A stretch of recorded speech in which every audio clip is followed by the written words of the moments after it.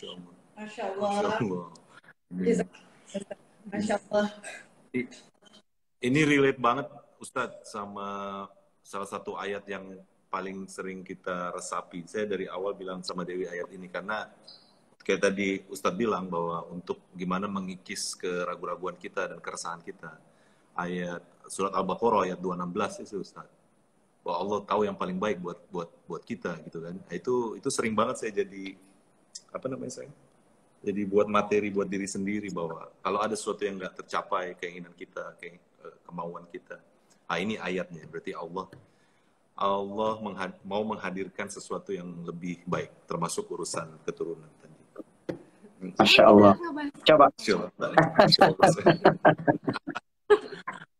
Ya. Al-Baqarah ayat 216 itu informasi normatif. Farasa an takrahu syai'an wa huwa khairul lakum. Bisa jadi kamu benci sesuatu tapi itu baik bagi kamu. Bisa jadi kamu suka sesuatu tapi itu buruk bagi kamu. Ini normatif. Artinya tidak semua orang paham dengan pesan-pesan normatif. Mau nggak lihat dia dalam kehidupan nyata? Kalau mau lihat dia dalam kehidupan nyata, lihat kisah Nabi Yusuf alaihissalam. Lihat kehidupan Nabi Yusuf. Dia adalah anak yang paling dicintai oleh ayahnya. Baik apa tidak dicintai oleh ayah, Mbak Dewi? Baik. Tapi ternyata akibatnya jelek. Dia dimasukkan ke dalam sumur oleh saudara-saudaranya. Baik apa tidak dibuang ke dalam sumur? Tidak baik. Buruk. Tapi menyebabkan kebaikan, dia tinggal di istana. Baik apa tidak tinggal di istana? Baik, tapi akibatnya buruk. Dia difitnah sehingga dia masuk penjara. Baik apa tidak di penjara? Tidak, buruk. Tapi itu justru yang membuat dia akhirnya naik menjadi penguasa Mesir. Lihat kehidupan, baik, rupanya buruk. Buruk, rupanya baik. Ini hidup kita ini begini terus. Bisa jadi kamu benci sesuatu, tapi itu baik bagi kamu. Orang mukmin lebih percaya apa yang ada di tangan Allah dibanding apa yang ada di tangan dia. Maka dia rela melepaskan apapun di tangannya untuk menggapai apapun di tangan Allah Subhanahu wa Ta'ala. Begitu. Masya Allah. Masya Allah. Bisa lihat yang wanita-wanita ini senyum-senyum kan kayak gitu. Sekarang kalau suami udah mulai gemas dengan istri, tunggu dulu. Bisa jadi ini baik buat kamu sayang. Bisa jadi ini baik. Masya Allah. Masya Allah. Saya ada pertanyaan lagi, mumpung ada Ustadz nih, Ustadz harus kita ambil ilmunya terus. Masya Allah. Masya Allah. Masya Allah. Masya Allah. Silakan. Apa ya Ustadz? Nah, kembali ke ini Ustadz, saya punya pertanyaan. Kembali ke mengenai menghadirkan tauhid di rumah tangga.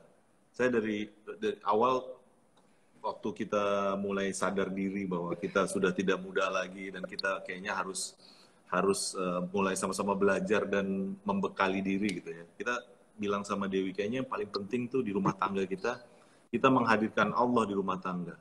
Terus untuk pasangan hal apa yang harus kita lakukan, kita harus takut sama Allah karena kalau kita sudah takut sama Allah, insya Allah Allah jaga dan kita kemanapun kita pergi di luar dari penjagaan sama-sama pasangan, kita tahu bahwa Allah selalu menjaga. Nah, berarti nggak butuh CCTV di rumah? ya, itu kan naruri laki-laki ya Ustaz ya. Kita memancing ininya sendiri. Sudah. Memasang CCTV itu bagian dari syariat, bekerja secara optimal, ya kan? Terima kasih Ustaz. Masya Allah, baik, siap Ustaz. Apaan Ustaz, kalau tadi bridgingnya itu, kalau terus menyambung, kita menghadirkan tauhid, menghadirkan Allah. Kan tadi Ustaz bilang bahwa keimanan kita tuh, Rasulullah juga bilang keimanan kita kan fluktuatif, turun naik Ustaz. Nah gimana caranya mungkin buat bekal anak dan istri dan teman-teman yang saat ini mendengarkan dan melihat, gimana caranya kita supaya bisa istiqomah terus menghadirkan Allah di rumah tangga? Itu Ustaz, karena kan ya manusia ya, tempatnya salah itu. Ya, bagus banget, bagus banget. Dulu di zaman Nabi, iman itu naik turun. Kalau sekarang itu udah keluar masuk. bukan naik turun lagi.